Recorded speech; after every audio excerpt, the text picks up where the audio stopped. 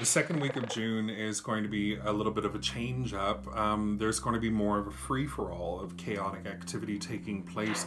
Now, first off, the Bearykah Hurricane Center has to issue a severe weather warning beginning Sunday evening and continuing through the majority of the week. We hope you are paying fastidious attention in May as to how to cope with the Thor's hammer phenomenon, because this time there is one until Thursday morning. There may be a major ideation conflict between the intellectual values trying to express themselves through Mars and Aquarius in direct conflict with the emotional values of Jupiter Scorpio seeing through the darkness.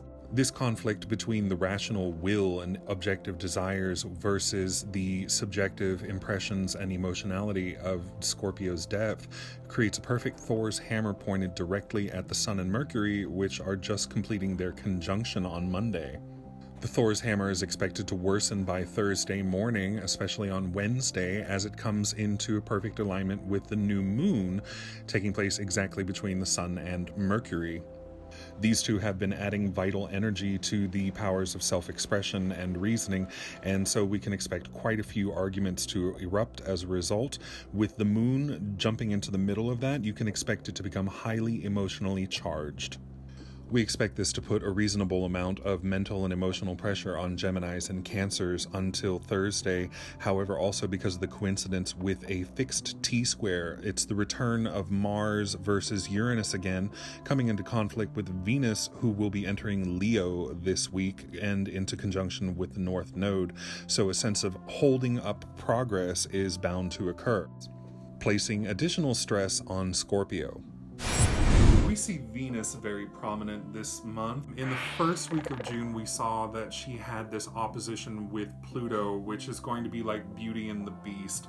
There's going to be a descent into the underworld. There's going to be a little Persephone bit added to. She continues her forbidden dance with Pluto, locked in an opposition, creating a polarization between the ideas of the sacred and the profane.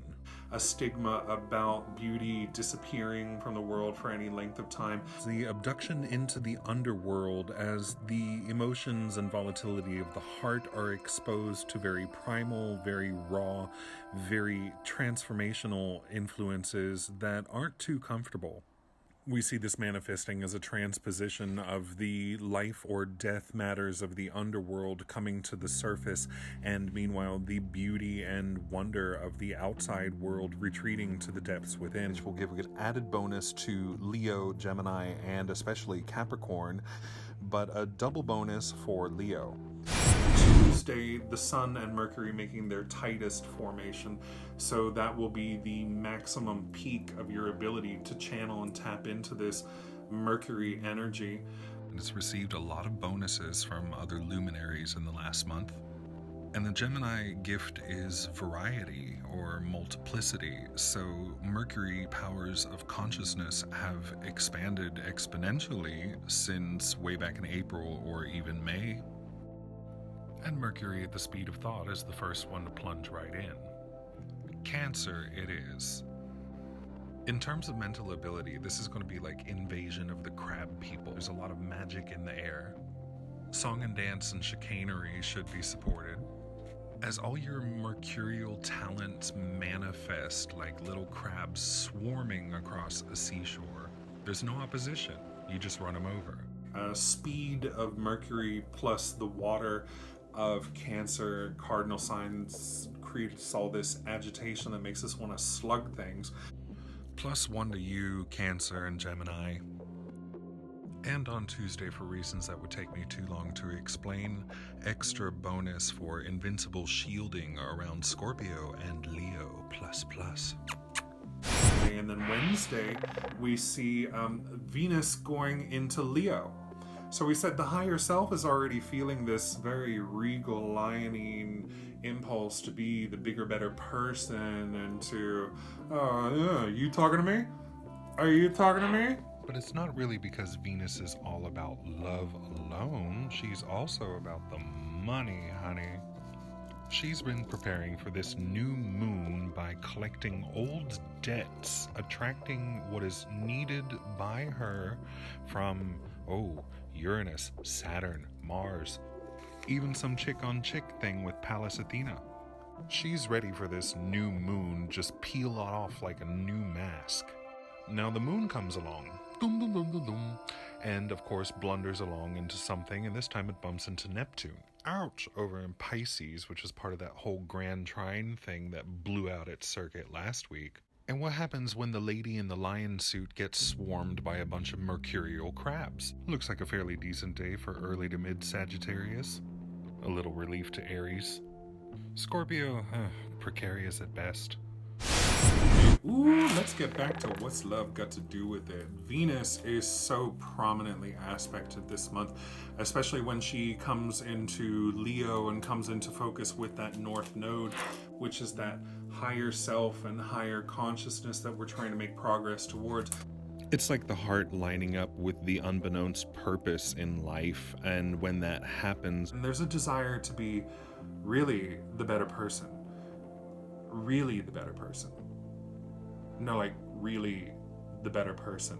And as we began June with Venus making very queer bedfellows with Uranus in Taurus, we're going to see that Venus is going to say thank you and take the blueprints and then punish Uranus for giving them to her. In a dirty double cross, like some double agent. But she's definitely getting ready for battle. And that's going to make it a bumpy day for Leo and Taurus and Libra, but that's not our main focus on Thursday either. We said that the moon coming into conjunction with Mercury was going to create a bunch of crab people of the mind, these little swarming ideas and expressions of emotions everywhere. As the moon now in Cancer resumes this ancient archetypal opposition with Saturn over in Capricorn, so you have an abundance of emotion combined with a polar tension between the suppression for the sake of things practical. Add the nervous, tricksterish energy of Mercury to the mix, and all of a sudden you get that swarm of tiny worries and concerns overwhelming personal restrictions and limitations. Cancerian people with heavy Cancerian placements, it's going to be like a hammer falling on your head. Mars is going to be coming from a very heated place of petty energy. Its mode of expression is ruled by Saturn and Uranus right now, so it is a little bit rebellious, but getting caught up in the karmic briar patch of the South Node and slowing down as a result, so that the pettier and more basic instincts and emotions are coming out instead of the higher intellectual forms. And not only does that put that at a square off of tension with Jupiter, our higher wisdom, doing all of this soul searching and trying to find intangible meanings, but it also then brings back our boisterous, raucous battle from last month, which was Mars square Uranus and Taurus, who is over there trying to quietly innovate a new structure and system for the world to operate, and that is not going to be satisfactory progress for our Mars. And now with Venus in early Leo, we create that opposition to Mars as she comes together with the North Node, pushing us forward into a more evolved direction. She's also punishing that square of Uranus for being a little too innovative and a little too quiet and thorough over there in Taurus, which is putting extra pressure on Scorpio. So it's no small coincidence that we find Jupiter approaching its station. It's almost done with this retrograde, and wisdom is tired of moving backwards, supporting the wrong causes, and it's had a lot of examples in front of it to reevaluate its own activity. I could foresee this being a very emotional day, lots of touchy subjects and lots of triggered activity, something not exactly the most fun for Aquarius, Taurus, or Leo, but somehow a bonus for Cancer and Capricorn.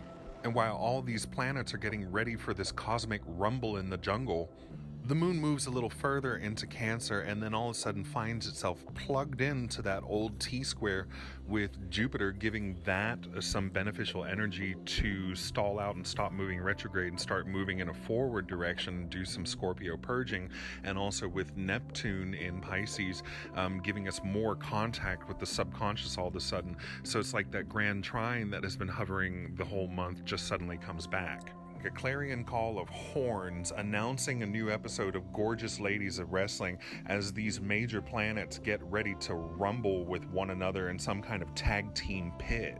The best way for us to handle drama and dramatics is to get a little dramatic about it. And there's a comic tragic effect to that. There are astrological configurations that we're seeing in week 1, week 2, week 3. It's going to come to a head on the weekend. Mercury is going to have an articulation with Mars so that either the will and the mind can cooperate or they can compete with one another, creating unintentional bonuses for Virgo and Sagittarius. But that Sagittarius bonus is going to be detracted from by the Venus square to Uranus, especially mid-Sagittarius will feel problems on the weekend. In fact, all 3 of the greater malefics are going to be aspected by the moon. The moon is going to be in Leo on the weekend, so it's going to come into conflict with Saturn as it exits Cancer, and then lining up with Venus and the North Node coming into an opposition with Mars and square to Uranus. So there's going to be lots of rambunctious, spectacular climax to this wrestling match going on this week. But it's also going to be like high school. You can expect Venus and Mars passing notes to each other and skipping class to go meet out in the bleachers. There's going to be a kind of petty juvenile element to it as well because of the orientation of the nodes. So next weekend is going to be a mixed bag. You're going to have positive results for Leo and Aquarius, but you're also going to have some mixed meanings for Capricorn, Taurus, and Scorpio.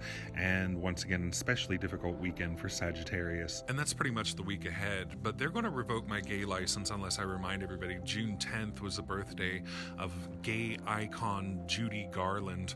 But I prefer to think of June 10th as the birthday of the first ever African-American Academy Award winner, Hattie McDaniel, who won my respect and adoration in Gone with the Wind when she told the Union soldiers, "Get off my porch, white trash." But also embodying that Gemini versatility, talent, and beauty, we have the wonderful Violet Chachki, whose birthday is on the 13th, and then another winner, Raja Gemini, born on the 14th.